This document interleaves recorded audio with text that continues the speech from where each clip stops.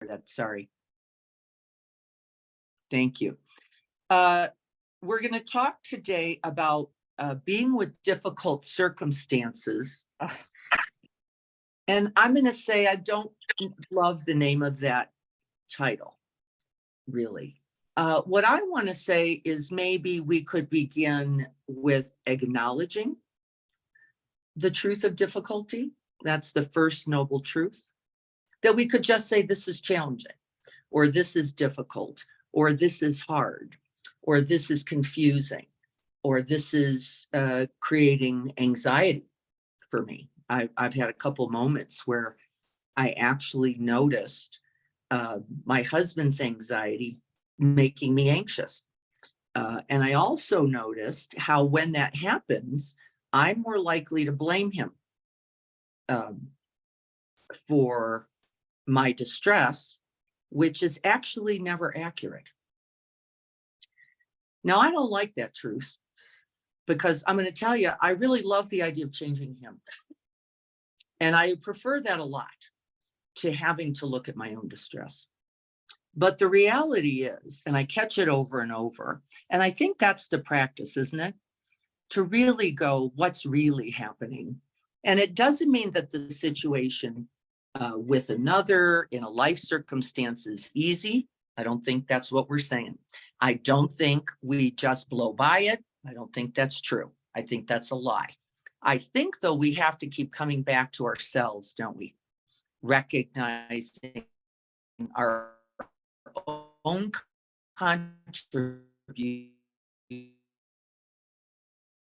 responsibility in making a change.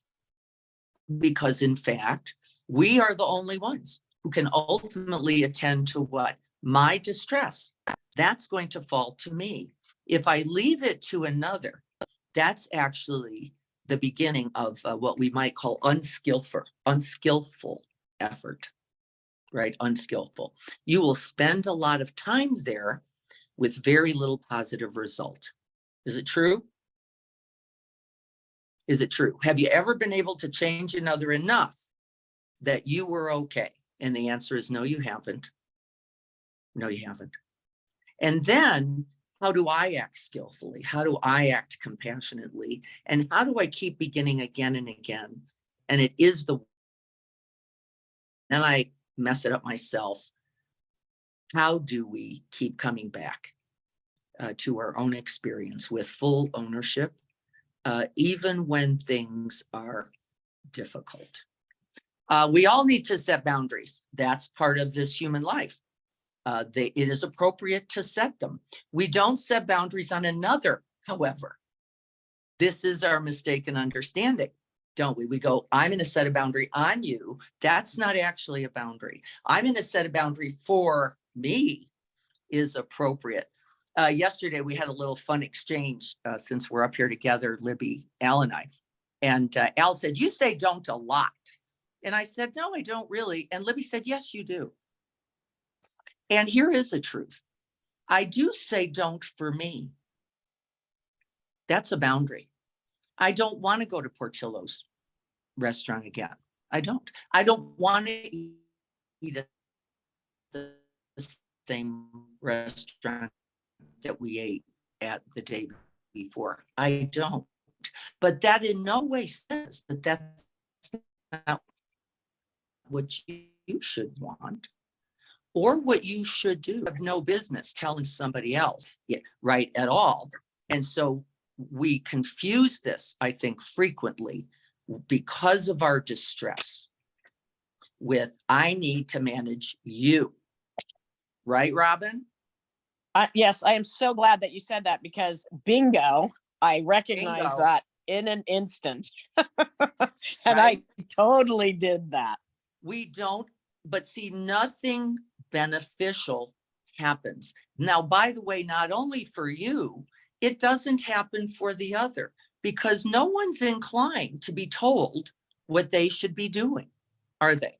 Even right. When it's destructive, it's dangerous to them, it might kill them. In fact, right? We use addictive devices this way. We can talk about how you should eat more vegetables every day. It doesn't usually have the impact, does it that we hope. It doesn't mean we can't choose to do that, however. And we waste a lot of time, we might say a marriage and a lifetime, going, you need to be so that I can be okay. We call that codependency in the psychological therapies. Does everybody know what we're talking about here? I can't see you well, but can you give me a high five or a thumbs up? Do you know what we're saying here? I actually have to say that I don't understand the difference between codependency and Boundaries. yeah, I think that would be correct. Mm-hmm. So here's the Shit. She just went blank. okay. Sorry, you just totally get are that? If I could get you the other broken. Okay. I think I'm back. Okay. Thank you. So the codependence anthem, if I could get you the other to be the way I want you to be, then I could be okay. Then I could be okay if I could get you to do the things I think you should be doing, or the things I want you to do, or the things that I think are right. Or if I could manage or control you, then I could actually be okay. Well, frequently the other is not doing what we think they should, would, could be, but I can always do what's important, best, right for me. And no one can take that authority from us. They can't. Now, it might mean we have to take loving space because, well, right? I can't be in this room with you because you're dangerous to me. I can want to be here, and I can even say, I want to be here. So if you just stop yelling, I could be in the room. But what's the truth? That person may or may not have the capacity, the interest, the skill themselves to do what you need, but you do. Do we get the difference? Yes, it's very helpful to think of it in like how, like, I'm wanting them to be a completely different person and they're not capable of it at the moment, but I'm depending on it. Right. Not capable or not interested. We Right. here. But I'm trying we're to all change addicts, them. right? Yeah, we're all our own I'm trying to addicts. change them, And that who might they be are. the addiction. It It's is. our favorite addiction. Yeah. If I could only get you to do what I want you to do, then I could be okay. And I did it yesterday all day. I kept seeing myself go, if you would only not get anxious, then I could be having a better time. Well, nope, not true. It doesn't mean you're not anxious, by the way, right? You might be as anxious, whatever you are, you might be as angry as you are, you might be as negative as you are, you might be as distressed as you are. Really not my problem, is it? It becomes my problem when I go, you have to change, I have to change you. This has to change. By the way, we can and are wholly empowered, which is what Sharon says throughout the whole of chapter 5, which we are wholly empowered. And that does not mean in that empowerment that we minimize the truth of suffering, right? That's not helpful to go, just get over it. You could have left. Why didn't you just? We've got a lot of ideas about this, don't we? And by the way, we have plenty of ideas about what the other person's doing, don't we? We love opinions, advice. Can't you just, if only you just, right? Not helpful. Okay. So we're going to practice. The practices that Sharon is talking about is really the practice of equanimity. The practice of equanimity. It is the fourth factor in the Brahma Viharas.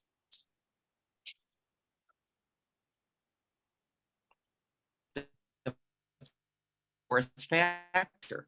In fact, it says without factor equanimity or the quality fact the other factors. They are loving kindness, compassion, and rejoicing.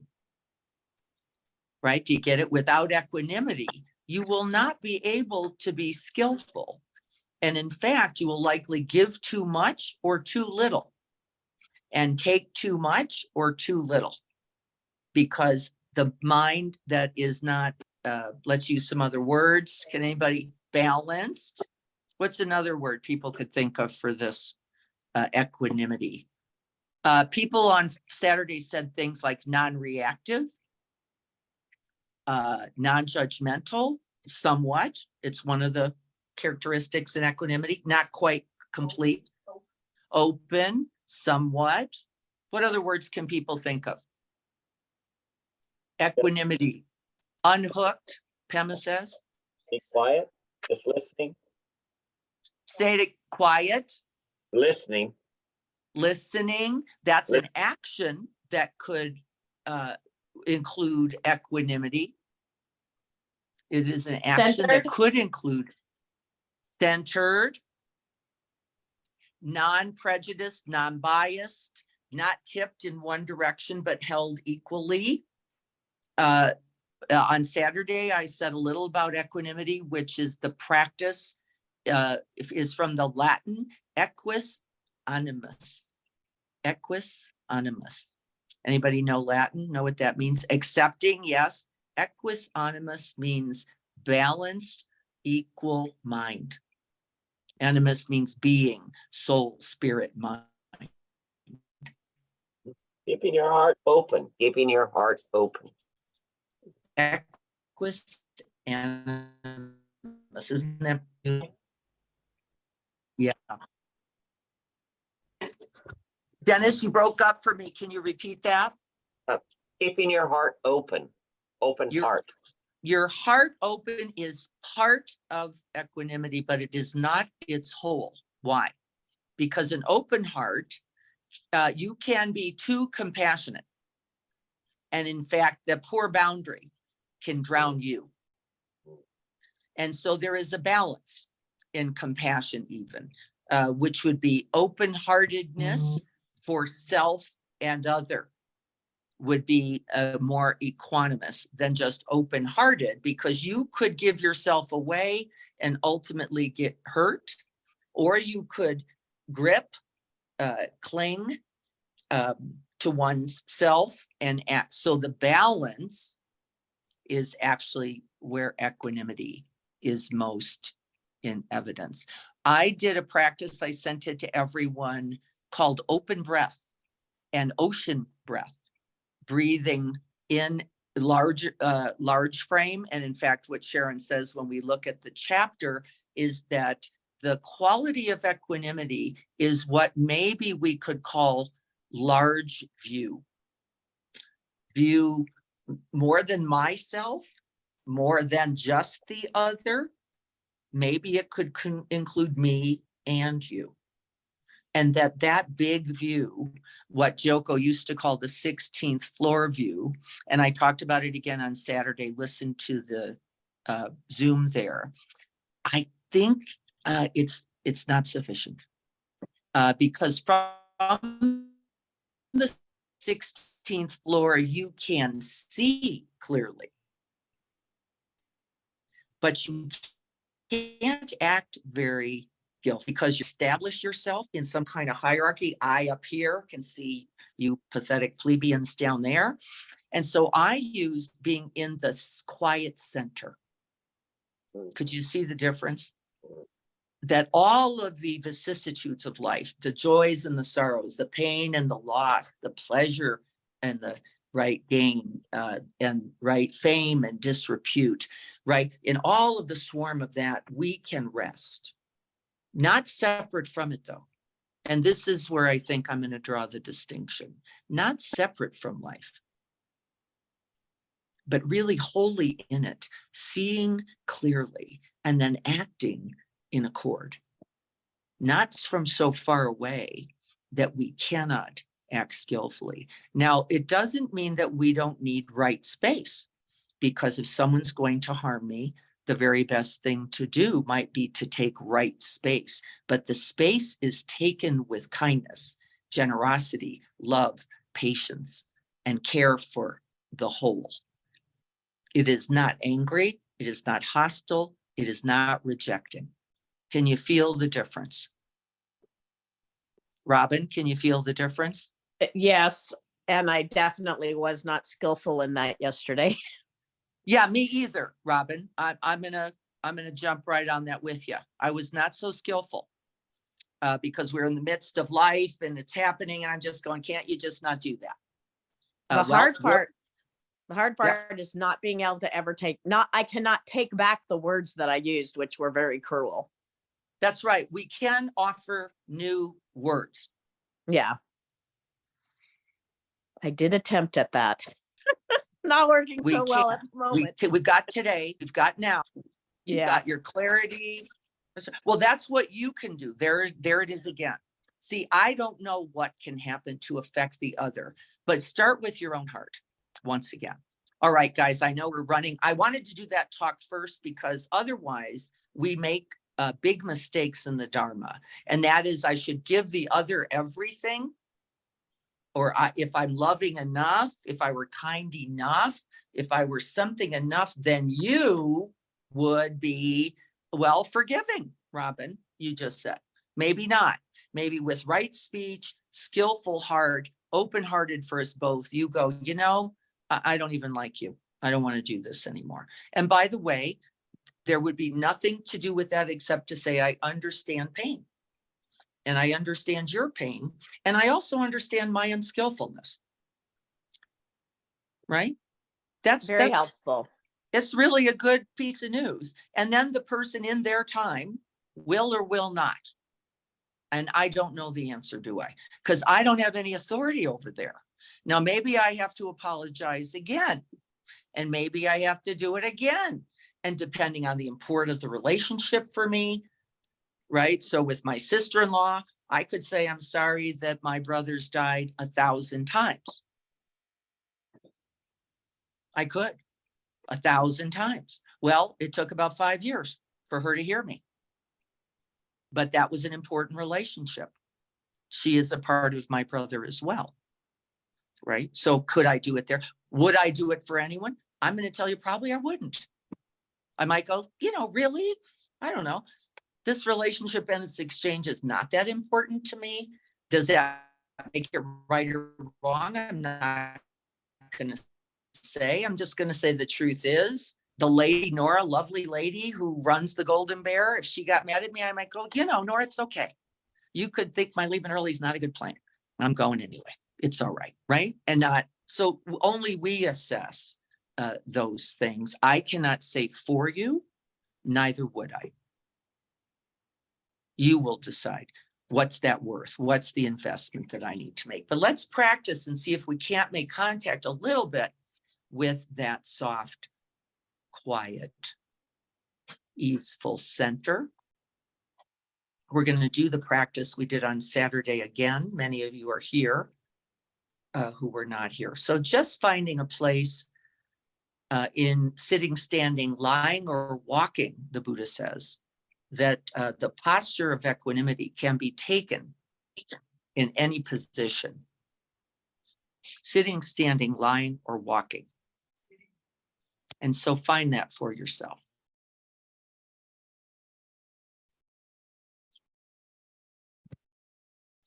And I'm sitting on a stool as an example, which is not a common sitting posture for me, but I'm noticing actually that I can establish a little equanimity, aquis animus, with my legs a little bit raised on the stool. So I'm going to try for that and just see how it goes. But finding that center, that balance, and to do so, sometimes we just lean slightly forward and back, not big movements, but small micro movements. And then a little bit side to side, seeing if we've got ourselves well established on the sits bones, the pubis.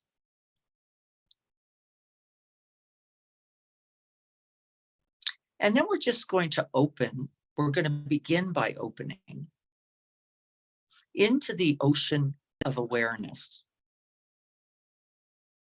And that means connecting with oneself in this vast open space. And the thing I would really like you to work on here is not seeing those two things as separate. We tend to perceive the body as solid, permanent, and fixed, and space is over there. And actually, it's not true. You are that space. Can you breathe it in?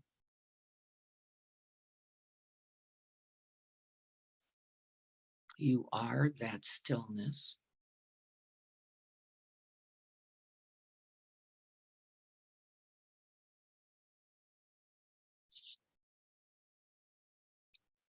And that silence.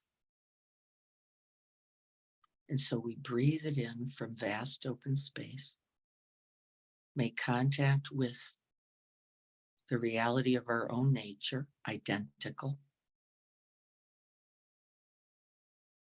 with whatever is happening here in the body. Sensations, temperature, perceptions of hard and soft, cool and warm.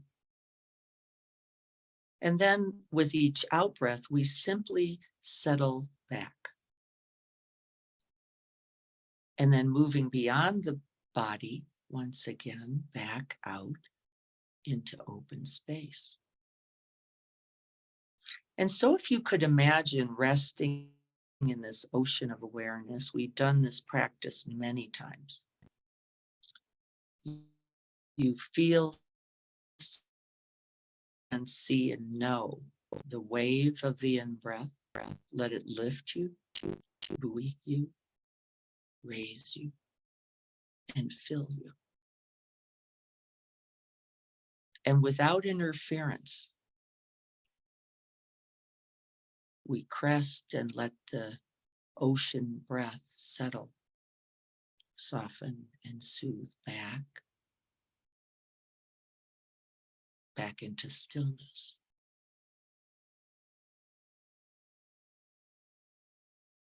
Let's breathe like this for several moments.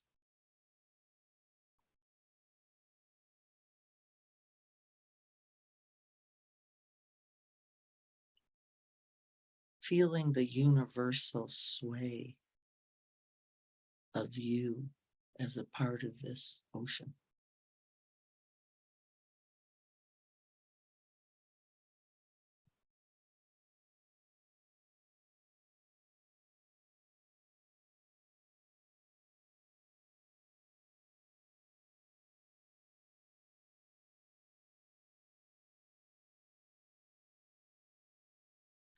There is a continuing mental activity. It's no problem at all. We place our attention again and again right in that wave, just the felt sense of the rise and fall. But not hugging into the body, resting in the ocean of awareness.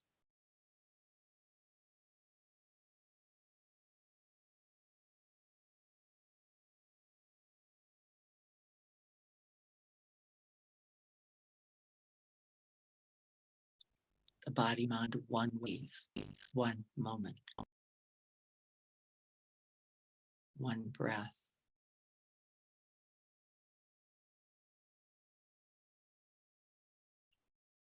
Of that ocean of awareness.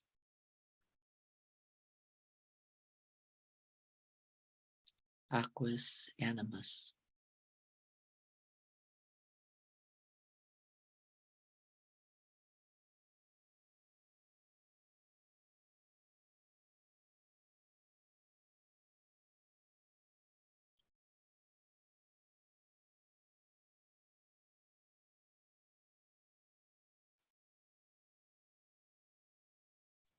And as we recognize that we ourselves are the flow, we are the water space element as well. We begin to lose our chatter as we bobble about, staying embodied.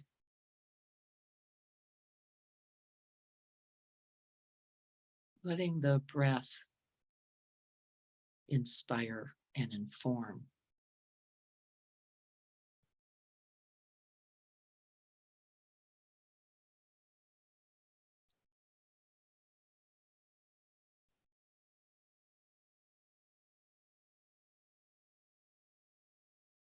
And then we're going to imagine a wild wind moment.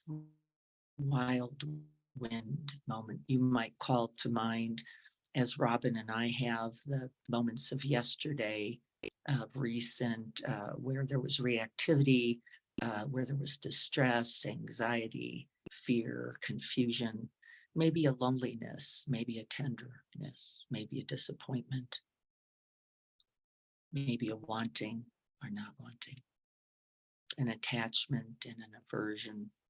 So we're going to let this wild wind froth up here on the surface. We're going to recollect the moment. And I'm recollecting at least 3 you moments where I made those you statements out of my own fear, my own pain, my own distress.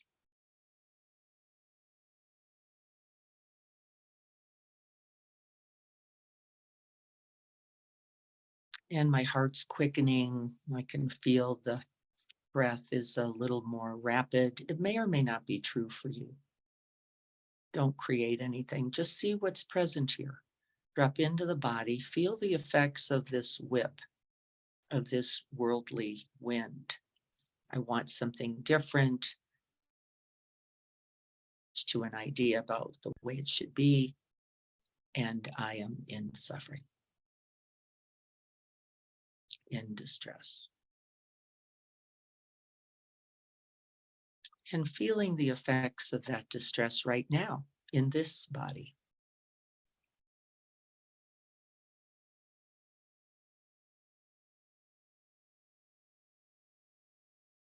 And I'm noticing as I sit here, since I'm on a little bit of a pinhead on the stool, that the reverberation of this is actually quite significant. I'm getting bounced back several times, really. It's kind of interesting. It feels a little like a arcade game clinking around. I can feel the constriction that Sharon talks about in these moments of distress, in this circumstance, in this wanting and not wanting. Not trying to change anything. I'm just trying to make contact.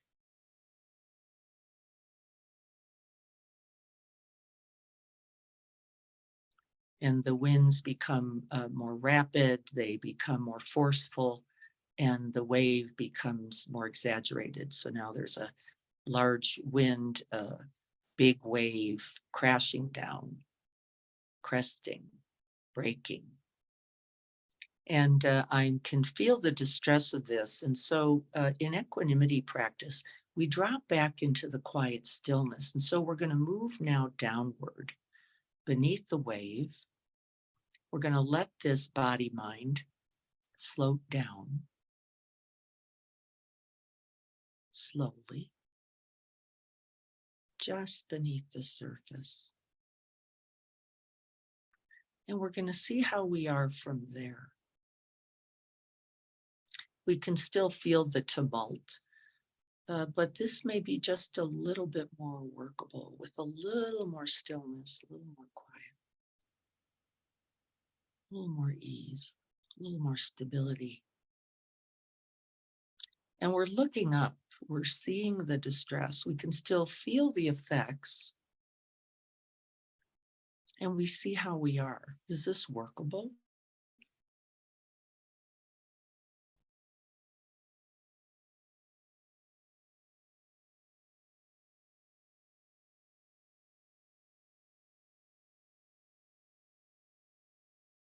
And we're not craning our necks, by the way. When we say look up, really, I'd like you to imagine yourself floating, really in a more horizontal way, not straining to look.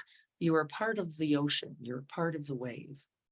It cannot be otherwise. It's where we hold ourselves in the container of awareness.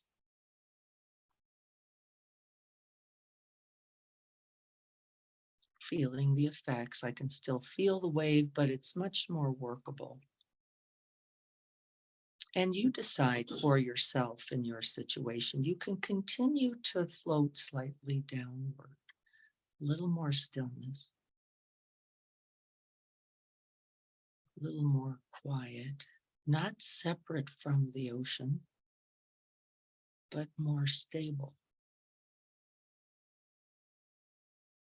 more still.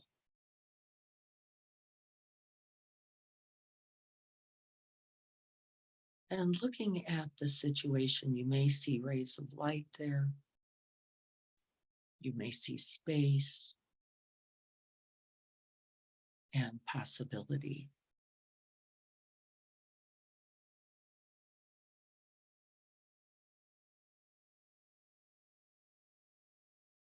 And just for a curiosity, we're going to drop a little more into a little more stillness, a little more quiet. And now there's very little movement. The mind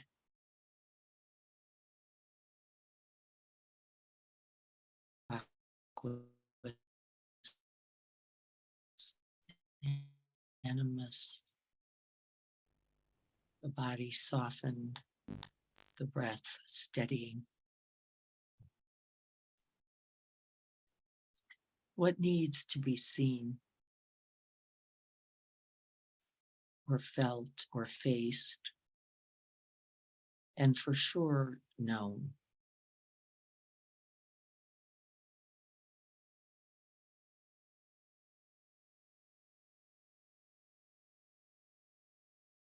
There's less fear from here, less attachment. And we are in clear seeing, we are looking, so there's less ignorance. What do I need right now?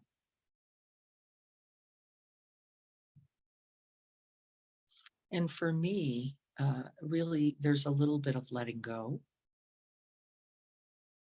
of wanting something else, a little maybe tolerance for another's distress. I don't have to change my own, but can I be with? Can I be compassionate for myself and the other?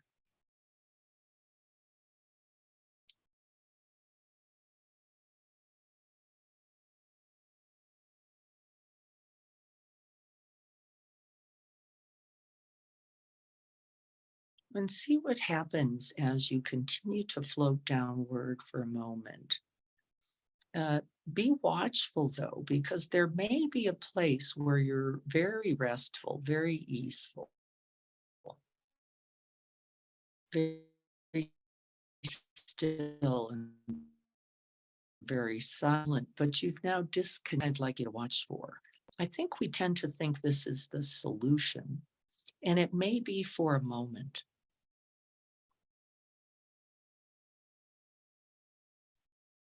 And maybe we float all the way down to the base, down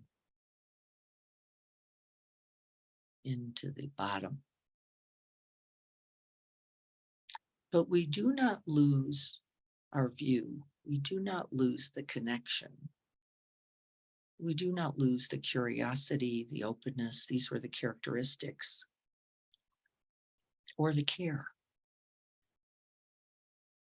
It's a little bit easy from here to fall into apathy or indifference or deadening. And this is not equanimity.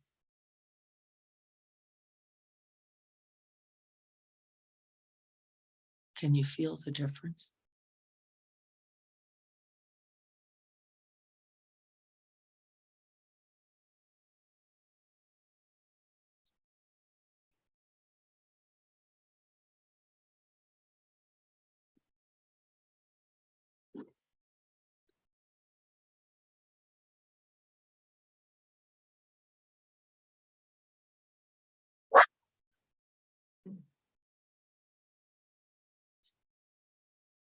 Just noticing my own body tightening, hearing the movements, the sounds, the bark.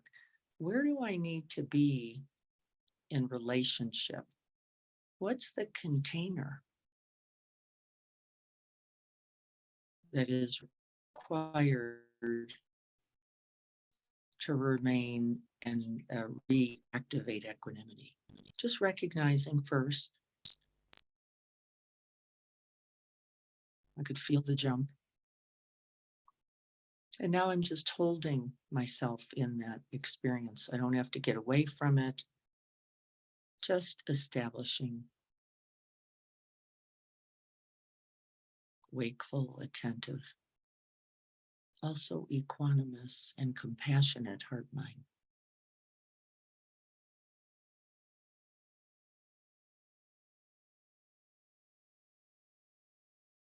Where do you need to be? What heart mind? What's the space you need in order to relate to this skillfully?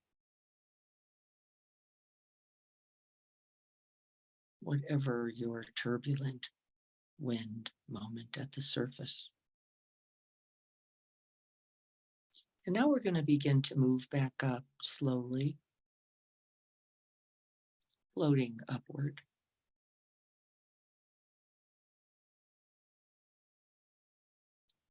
Making contact.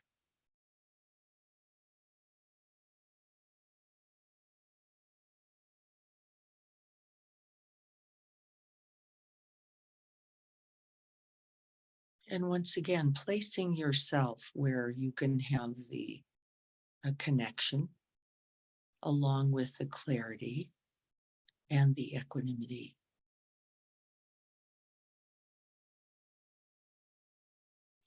Is it a few feet down? Is it right beneath the surface?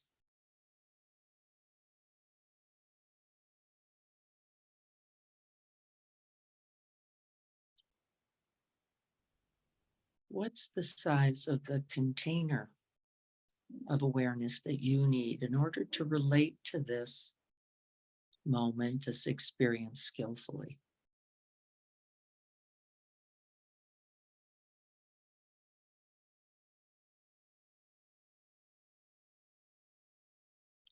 And then continuing with the ocean breath.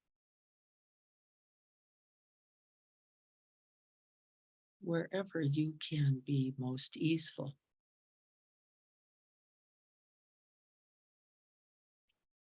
We are not the wave. We are the stillness, the silence, the spaciousness, the ocean of awareness.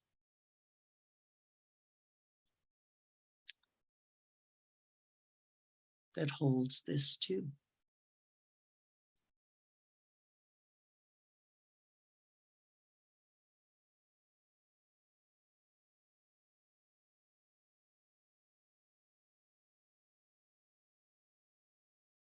And seeing how you are.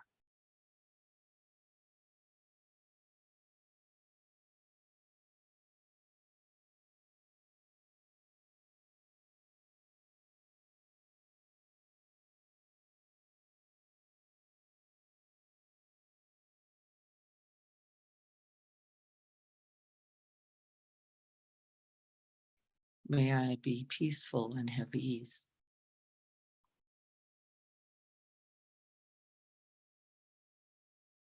May I be balanced, holding self,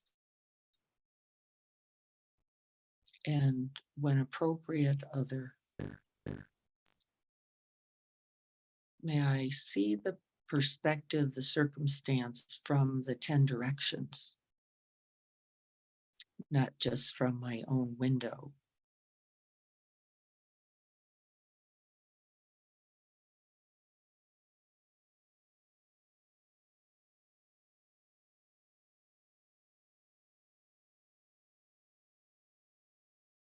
Can I even climb into the skin of the other, if there is another, to see their confusion, their distress, their wanting or not wanting,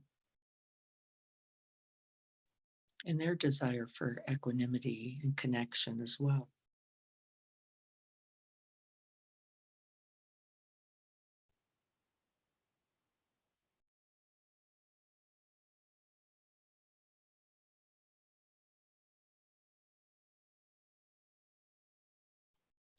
And may we all be filled with compassion, with kindness, with patience and love.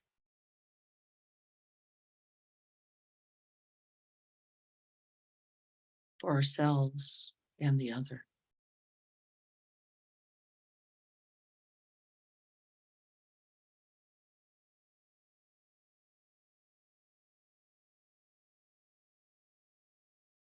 Embody it, breathe it, and offer it.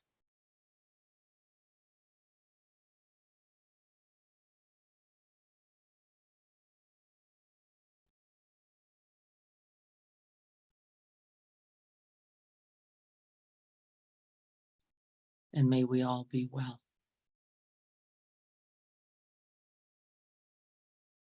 And may all beings be well.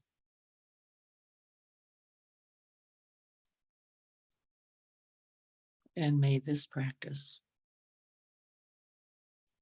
contribute this very day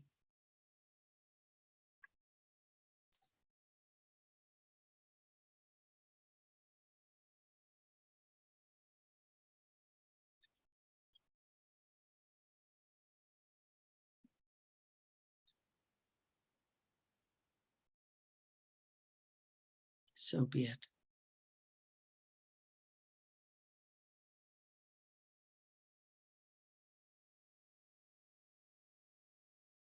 And just feeling into the body as a whole, this ocean body, breathing this ocean breath. And seeing what you might open, what you might include, release.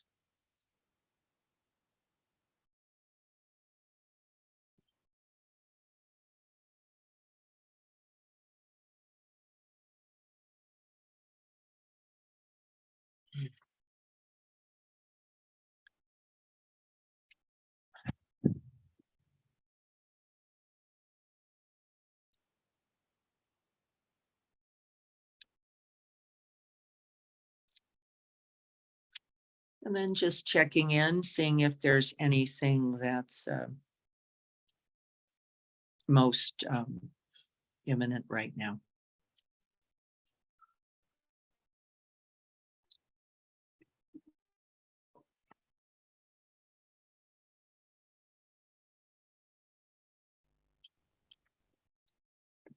So could you feel the different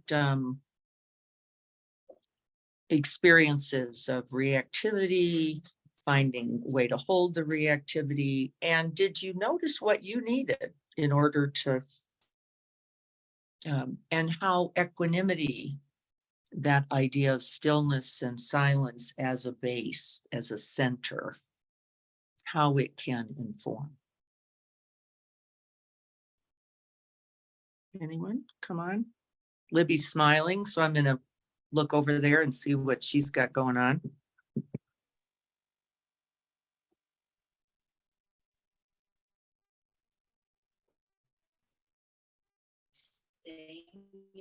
I was with that discomfort, like a peaceful being. they're, like you said, don't totally forget about it. You want to still hang on to that. So I did notice the difference of feeling that is equity, to be Yes. in touch with the difficulty rather than I'm just going to go into the present moment. And even though there's, right, because as soon as I go, oh, you don't need that, everything's fine, there is a total difference there. Yes, there is. So I see how that muscle needs to be built of being able to hold that rather than Get away from it. just, right, use the present moment or, right. Yes. Openness to get away from. I don't know. Could anybody hear Libby? I'm not sure. So one of the things that Libby just said is she could just getting rid of it. We have a tendency to spiritually bypass a lot, which is I'll just let go of this. I'll just get out of this. I'll just get away from this. And that's equanimity. That is not, that's indifference, by the way, folks. Equanimity is staying in open-heartedness, staying in contact with the experience, whatever it is, distress, fear, pain, but finding a place in which to witness, be with, hold, and experience it. And that takes a lot of aquis animus, like where can I be with this without just going, nah, I didn't need them anyway, Or getting caught up in it. or being carried away by it, right? These are the two errors. Those are fight or flights in their versions. Can you all hear the difference in that? This staying in contact. We cannot have compassion without connection. We can't get rid of it. Be careful about this idea that if only I could let it go. If only I could. I don't think we let go of anything, in fact. I think we form relationship to it. And I want to make sure that we all understand this, the idea of the difference here. So could you hit a wave or something to let me know that you're understanding the difference? Because for me, it's big. Because I think indifference is an easy mistake. And I make it. Like, meh, what are you going to do anyway? Which is not caring, not compassionate, not wholehearted. And in fact, I think we often jump to world because in some way that cliche goes, nah. No, it is. It's painful. It's difficult. It's hard. It's confusing. It's scary. It's all the things it is. How do I form relationship to my life? Really, to my life and me without going, yeah, who cares? Right? Just forget about it. Let it go. And so do we get the difference? Because if we don't, we've got to hang out here because we have a tendency with difficult circumstances, and we're going to look at them now. One is to take it wholly on as I am this problem. I am this feeling. I am this difficulty. I am angry. I am failed. I am the trauma. One of my new problems with people in trauma. I am the trauma. No, you are not. And it doesn't mean you have not experienced trauma, but you are not only the trauma.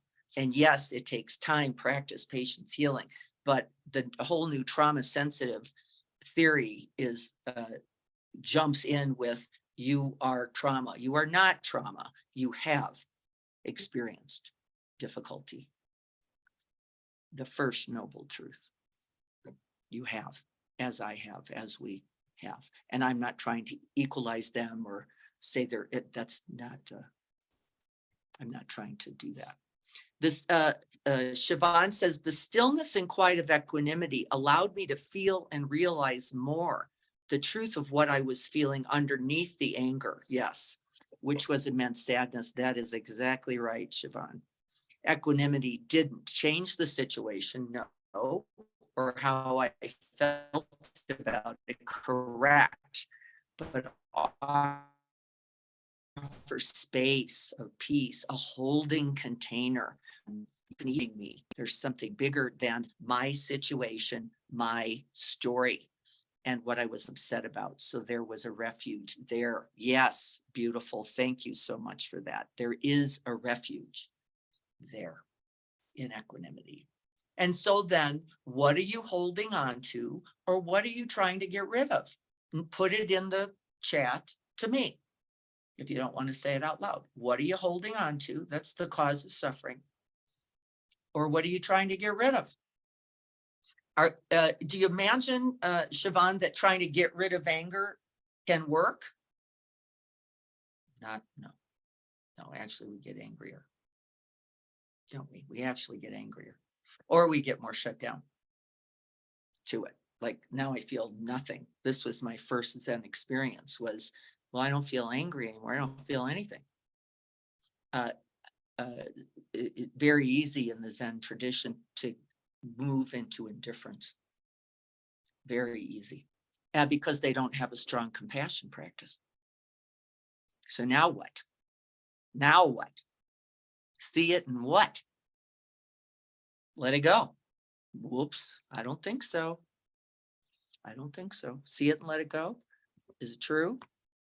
Is there anybody sees there that they can just let go of right now? I don't believe you because I don't believe me. So don't try it. If I could just let go of it, it would be great. No, you're not. You can be with it. No. But now let's answer this question. Who wants to be with it? Who wants to be with anger, fear, disappointment, pain, grief? Who wants to be with it? We all want this shortcut, don't we? And isn't that just part of being human too? Can we feel for ourselves there also? I just wish it were not there. I wish it didn't constrict the heart. I wish, right? And that doesn't mean we don't have the aspiration. And by the way, it doesn't mean we aren't there. We can be there.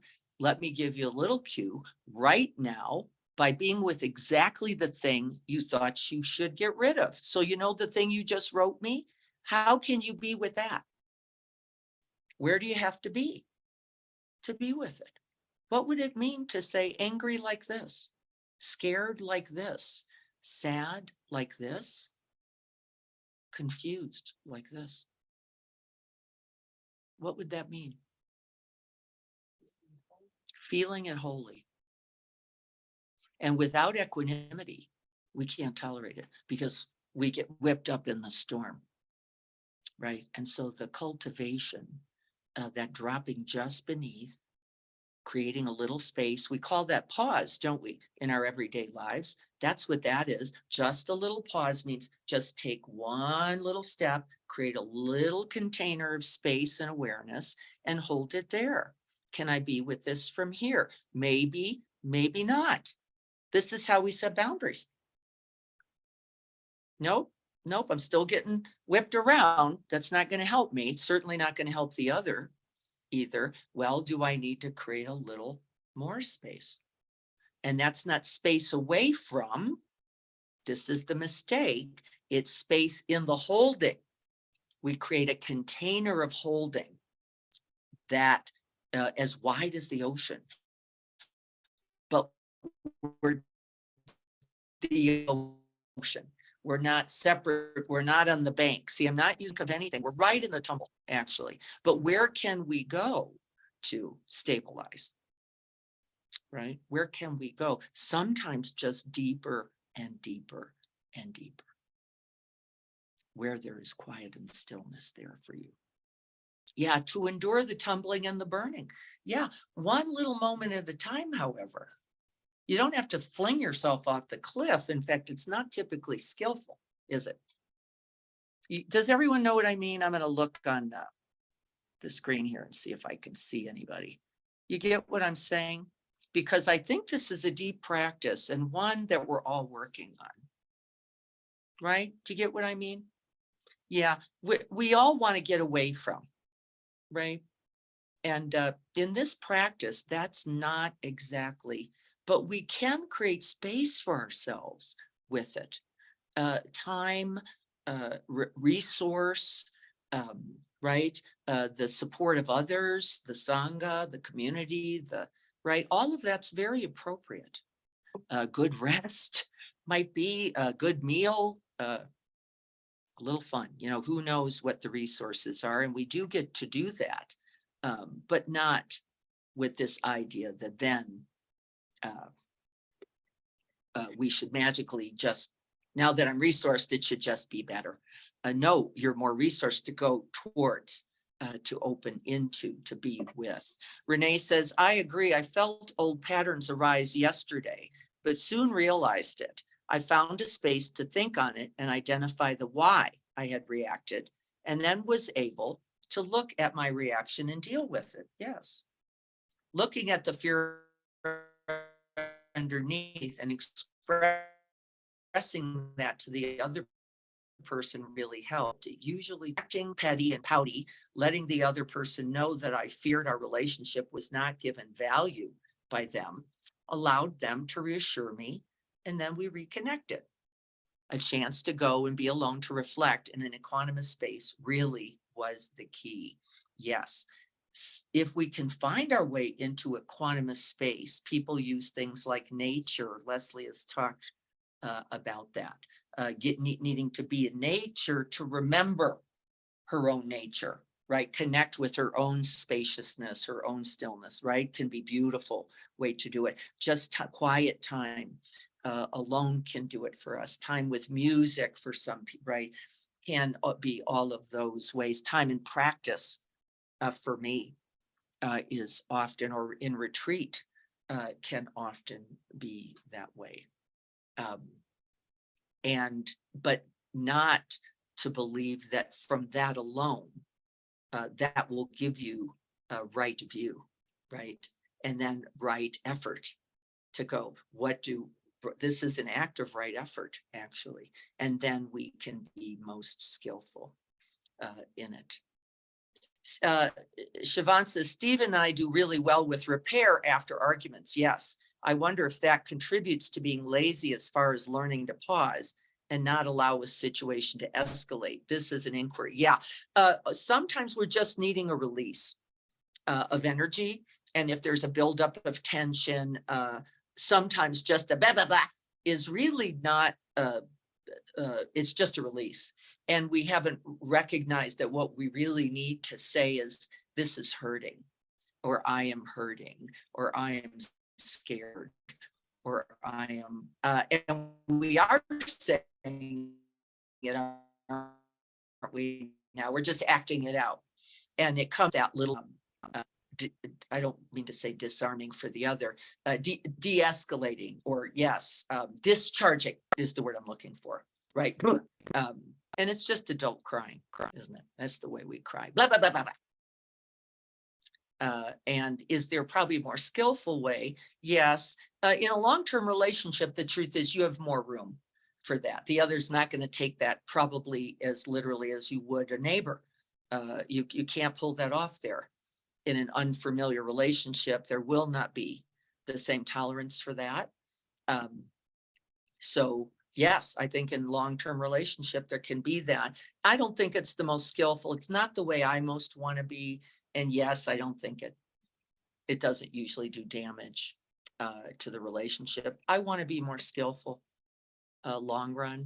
And sometimes I'm not. All right. It's all true. Robin says, nature works for me. Yeah. A slow meditative walk. Yes. A bicycle ride. Yep. These are ways that we can remember, remind, and by the way, re-embody, not just remind, right? Right. Creating space and room for it. All right. Let's go to the book, because I can't show you the book, unfortunately, or the questions. I have the questions in my hand here. Libby, do you have the book? Yeah, it's right in front of you. It's right in front of me. Oh, behind me. I can't see it. Let me grab it. So we're going to look at chapter 5. We're going to finish with chapter 5 today. We're going to do our best. You have already been given the questions, by the way. So let's see if we can't take a look. We're going to start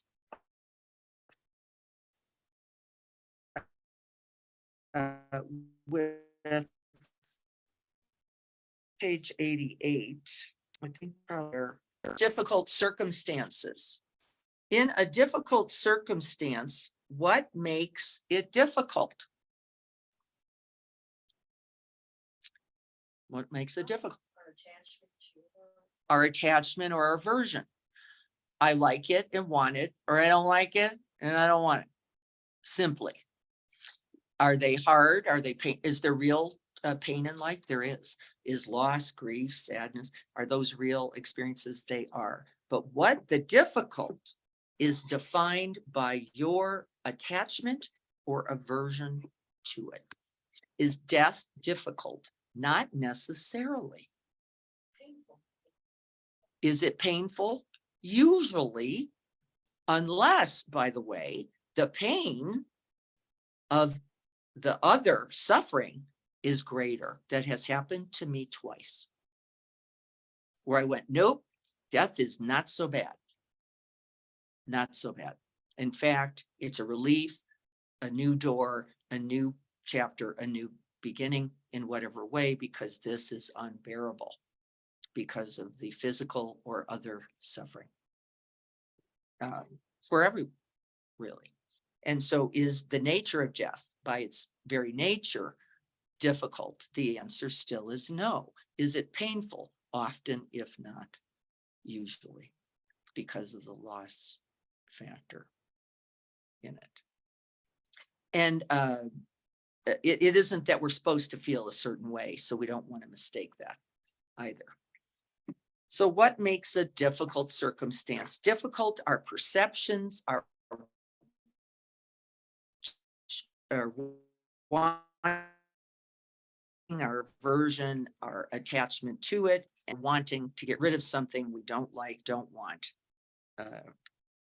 and don't enjoy. So on page 88, one of the questions I asked here for your review, what other words might you use for resilience besides bouncing back? Resilience. She uses the word resilience here. Anybody have any other thoughts about resilience? Endurance, fortitude. I like the idea, just to put an image in your head of a, what do they call those, bobbers? A bobber, fishing bobber, that kind of goes along, you know, like it's in the wave, right? But it has a kind of way. It goes under, it comes up. It's, you know, that we could find a way to be in the experience without being tumbled completely over by it. That's what comes to mind for me. It's not a word, but that image of the bobber in the wave. And think about that for yourself, because I want you to feel that. Remember, we're looking for how do we embody, not just understand. How would you imagine being with the circumstance in a way that's not fixed, not solid, not stuck, but also not distant? Because remember, that's neither is equanimity. We're going to drown in the one and we're going to disconnect in the other. What's the space between for you? Can you just notice that? What's the space experience, but not drowned or disconnected from it? That's what we're going to use as our definition of equanimity. Okay, here's the, so that was on page 88. Let's go to the other. Somebody's got their, they're unmuted, but they're making a funny sound. Let me see, Dennis, I'm gonna have to mute you there, sorry, because we're getting a little feedback there. So question number 2, with what extra attachments do you fill the bag of desire to establish security, comfort, and permanence? Attachment to home, place, people, condition, situation. What extra attachments, if I could only get this, if I only had this, if I could only secure this, then I could be okay. People do things, don't they, with work, partners, conditions. If I could only get you to something, right? This is how we use the others as our device, securing device. We use things like money, circumstance itself, right? We use all of those. What do you use? Can you make awareness come to mind? I'm noticing myself that I might be using exercise a little bit. I'm not an exerciser by nature. I'm learning how to be that in a healthy way. And I notice now when I don't do it, there is a kind of oops, or can I be okay? Or is this good? It has both a healthy element, right? Good to move, good to, and maybe a little anxiety attached to that. Do I have to move every day? Exactly. And aren't I moving every day anyway, a little bit? So just noticing that, what about it? I didn't go to Pilates today. And what does that mean for my life? Because there'll probably be a day where I'm not going to Pilates at all for one reason or another, right? So Come just on now. noticing these qualities. Robin, you may be saying something and I may not be hearing you well. As a, been in the fitness industry for, I have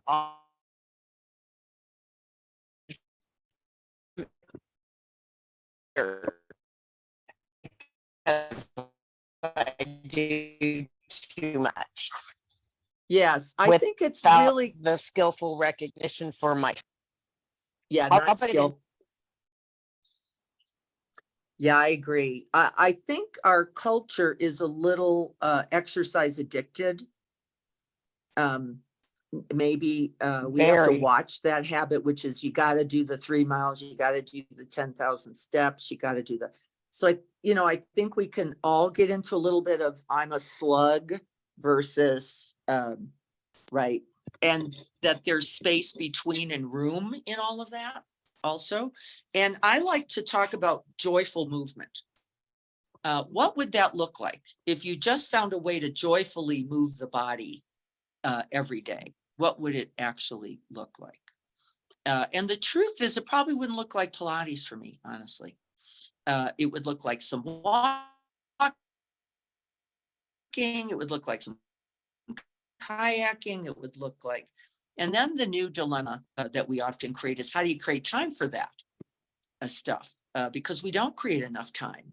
I can get in and out of Pilates in 45 minutes. This is pretty amazing. And go check, all done.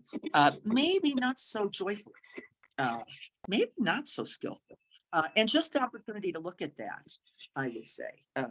And I want you to look at that for you guys, whatever it is, a certain way of eating, a certain way of exercising, a certain way of dressing, a certain way, it's endless. But watch that for yourself. Can you recollect a situation when you use the cliches? I am allergic to these things, or platitude as a way of disconnecting from your own stress. Can you think of a moment when you just went into the cliche as going, get me out of here? Everyone dies. Really? Doesn't feel very engaged. It always goes that, it's just going to go that way. And I think we all have to be a little careful about that.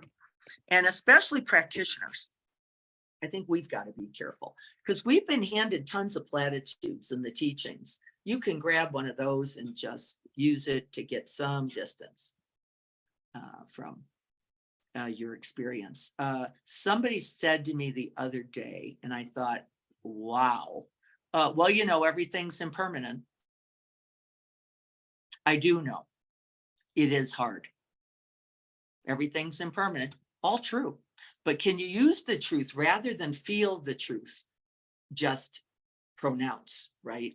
So watch what you pronounce, especially as a practitioner. I want you to be extra careful because, boy, that's a serious set of spiritual bypassing that I don't like. If you're quoting the Buddha or Christ, or you probably are spiritually bypassing, or the Torah, or the whatever it is you're right, very likely.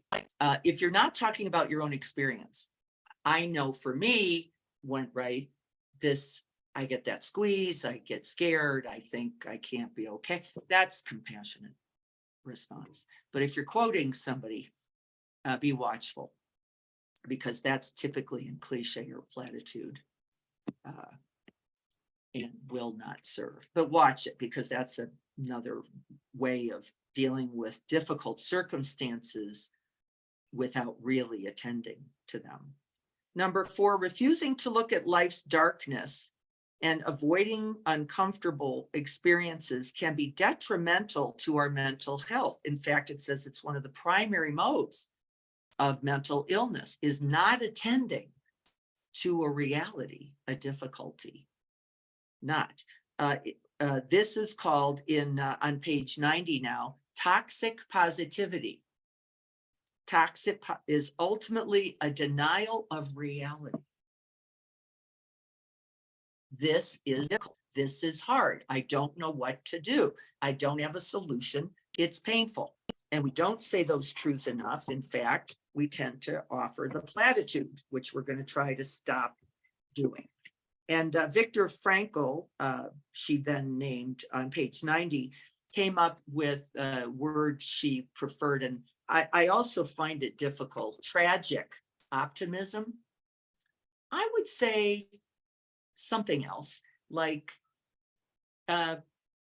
maybe what's real about it. Is every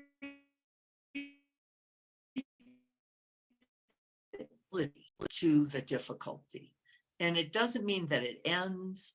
It doesn't mean your leg gets better. It doesn't mean the cancer's cured. I don't mean that. I mean, how do we live, learn, love now? That's what I mean. And is that possible? And I believe it is. Tragic optimism doesn't quite grab that for me, but I understand what he meant. Because of course he was a Holocaust survivor, and it was completely tragic and could not be otherwise, right? But how do we then take that, right? In the Tibetan tradition, they say, how do we take the poison and turn it into the good medicine? You get the idea? And I don't think that means pleasant. I don't think that means it tastes good.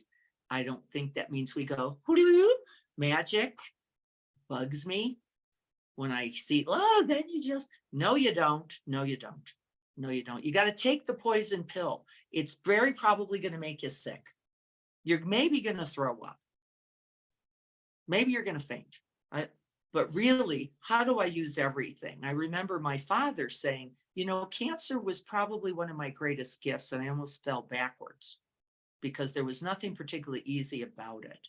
And I said, how is that, Dad? And he said, I saw the people who loved me. I saw the people who loved me. Okay. You know, maybe. And kept loving me, right? And so how do we do that? And we can't do that falsely, can we? That's the platitude. Think of all the people who are gonna, no, not quite. So we've got to be watchful. Number 5, can you recollect a painful moment that you solidified as a part of your story and who you are? And which story is it? What's the storyline? My storyline is you got to do everything by yourself. Well, I grew up with parents that worked every day and weren't there, and were also kids themselves. And so you got to do everything by yourself means you either figure it out or you drown. It both has made me very resourceful and sometimes too independent. Both, right? Good news, bad news. Can I recognize that as well? But am I only that? No. Is that the whole truth? No, I was loved and cared for in infinite ways Is that the whole story? Of course it isn't. Are there truths attached to it? Yes. Yeah, there were some difficult moments. Yes. Can we not just define ourselves as my story? This is me. 6, what resources or realities do you hold as you confront painful truths? Can you see the resilience and resourcefulness in your skills? Can you see what you have grown by virtue of the very difficulty? Because very probably if you're still here, you have grown some things. Not just habits, not just, right, deficiencies, not just turning it into your identity or your story. You probably really also have grown. I've got some serious muscle for resilience. I am a high resilience character. I got that from, well, you better figure it out and start rowing on an emotional level. You better start rowing. It has made me very resilient. And sometimes I row off in the wrong direction for too long. And right, there's other realities as well. But can I recognize those things in myself and in yourself as well? This is from page 93. That was, can you recognize ways, and I already read that one. Let me go on. What have you gained by the challenges? That's that same inquiry. What strengths, resilience, and do you now have? How can you take an ordinary day and make it extraordinary? How can you see the possibility for growth, for resourcing, for goodness, for connection in every day? Rather than tasking, list making, checking, how do you see points in the day, certainly for sure, and then each day as an opportunity for growing, even when the circumstance is maybe not pleasant or is difficult, and maybe even something you wouldn't prefer. Can we use that? I'll use my example of my inflamed knee. I'm really in a lot of gratitude that has been cultivated by recognizing that for the most part, I've had a body that mostly works. And the little thing called the knee, however aggravating it is also a really solid reminder that mostly I do not have too many problems.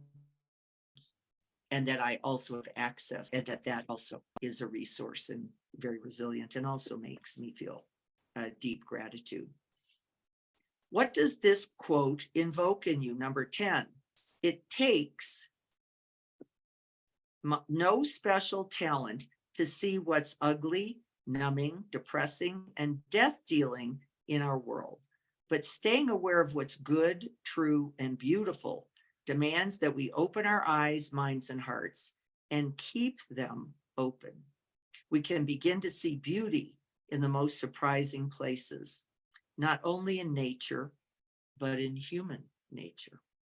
That's the inspiration, strength, and courage to work for what's right. There's a lot of ugly out there, but there's a lot of beauty as well. Now, remember, it's too easy to paste it over, isn't it? This is not the idea. It's too easy to go, not that. Let me just hang out over here in unicorns and rainbows. That's spiritual bypassing. Can we see inherent in the darkness sometimes, in the difficulty itself, the potential for light, growth, love, wisdom? And the answer is yes. Is it easy? I don't think so. Nope. In fact, I'm going to say maybe the hardest thing you do, because it already looks dark. It already looks hopeless. It already looks painful. It already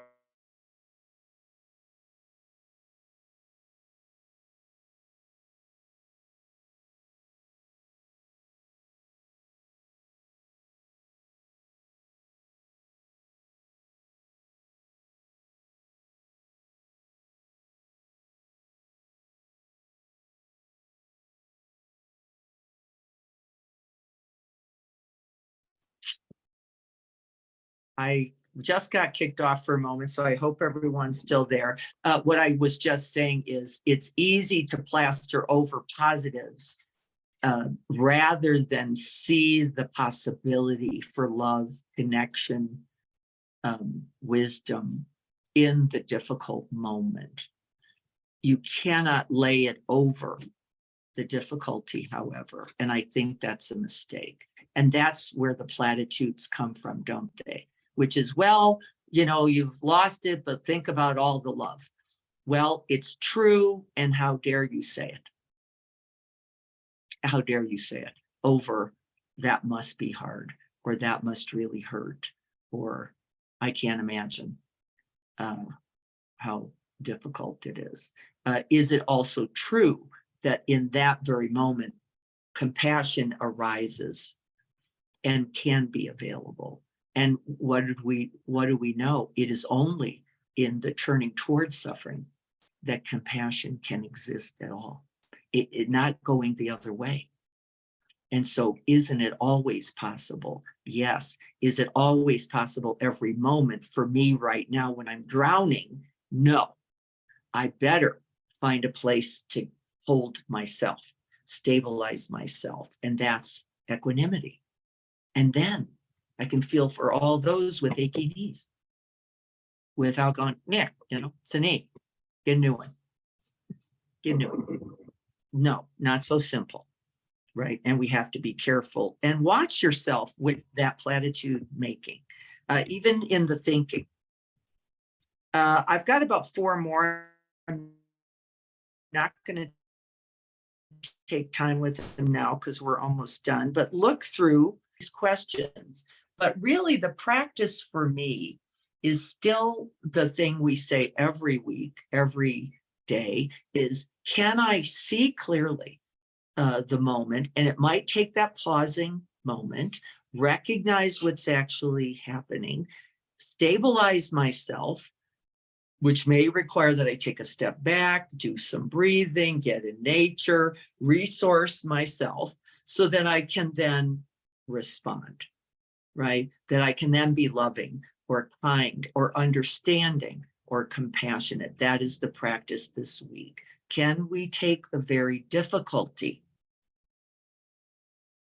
and cultivate an open-hearted, wholehearted quality? What is it? What are you actually cultivating? And then let's talk about that as we begin next week. We will go to chapter 6 next week, which is called How We Can Feel More Expansive Every Day. She's providing a bit of the, what do we do? How do we do it? Well, we can't do it by not recognizing the difficulty. We cannot do it, which is why that first noble truth is there is pain in this life. There is. And then how do we relate to it? I hope that this is helpful this week. Good to see you all. We will be in the garden on Saturday. Greg will be here on Thursday at 7. And I will look forward to seeing you then. If you don't have the inquiries, because there are many here for chapter intention that you already have received them. All right, everyone. Blessings to you. May all beings be happy. May all beings be free from pain, suffering, aloneness, fear, and difficulty. And may we see the path, not around, not away from, not disconnected from, but really in, through, with. That we cannot just let go before we say hello.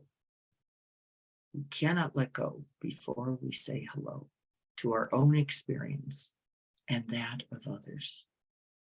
May we have the courage, the strength, the tenacity, patience, the kindness, the love, the compassion, and the wisdom to do so. And may this practice and this discussion be a benefit. So be it. And so be you. I look forward to seeing you all with chapter 6 next week. It's a little bit lengthy, so I want to encourage you to get started. We only have a few more. No, it's actually not so long. It goes from 110 to 130. So about 20 pages. It's a pretty rich chapter. Please read it more than once if you can. I'll look forward to sharing it with you. Be well, everyone. Good to see you all from Big Bear. From Big Bear. We're going to get ready for a hike. I'll let you know how it goes. Take care.